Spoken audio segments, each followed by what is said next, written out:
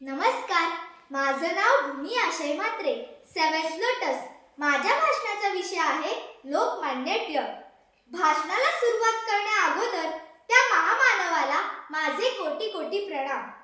इंग्रजांविरुद्ध ज्यांनी सिंहगर्जना केली, ज्यांच्या दहशतीने इंग्रज सत्ता भयभीत झाली, निर्भीड वक्ता आणि रोखठोक ज्यांची वाणी, सदैव लढत राहिले ते शूरवीरावाणी, सदैव लढत राहिले ते शूरवीरावाणी. आजही त्यांच्या पराक्रमाचे गुण गाती महाराष्ट्राची माती, चंद्र सूर्य असेपर्यंत अमर राहील लोकमान्य टिळक यांची कीर्ती, लोकमान्य टिळक यांची कीर्ती. सिंहगर्जना करायला काळीच पण सिंहाचेच लागते, म्हणून तर लोकमान्य टिळक यांच्या चरणावर मान माझी सदैव झुकते, मान माझी सदैव झुकते.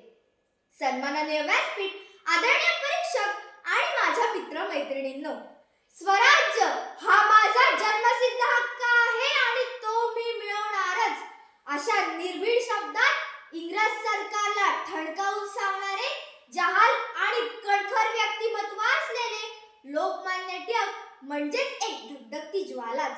आणि ह्याच कणखर व्यक्तिमत्वाबद्दल मी आज आपणासमोर माझे विचार व्यक्त करते. 23 जुलै 1856 साली रत्नागिरी जिल्ह्यातल्या चिखली या गावी एका तेजस्वी सूर्याचा जन्म झाला. त्या तेजस्वी सूर्याच्या प्रखर तेजाने अन्यायाचा काळोख चिरला. तो तेजस्वी सूर्य म्हणजे बाळ गंगाधर टिळक. टिळकांना लहानपणापासूनच अन्यायाविरुद्ध चीड होती.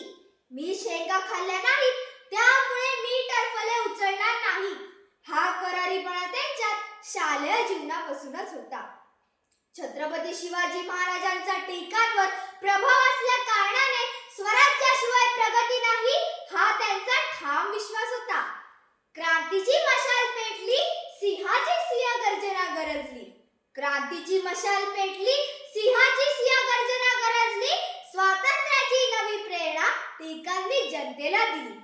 लोक एकत्र आले तरच त्यांच्या मनात राष्ट्रीयत्वाची भावना निर्माण होईल, म्हणून टिळकांनी शिवजयंती व सार्वजनिक गणेशोत्सव यांसारखे उपक्रम सुरू केले.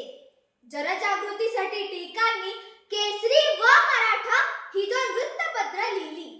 जहाल विचार सरणी होती, लेखणी तलवार होती. जहाल विचार सरणी होती, लेखणी तलवार होती. प्रखर त्यांच्या विचारांनी ब्रिटिश सत्ता हादरली होती. त्यांच्या ह्याच रोखठोक नेतृत्वामुळे त्यांना कित्येक वेळा कारावासही भोगावा लागला, पण तिथेही त्यांनी त्यांची लेखणी चालूच ठेवली. गीता रहस्य या ग्रंथाचा जन्म तेथूनच झाला.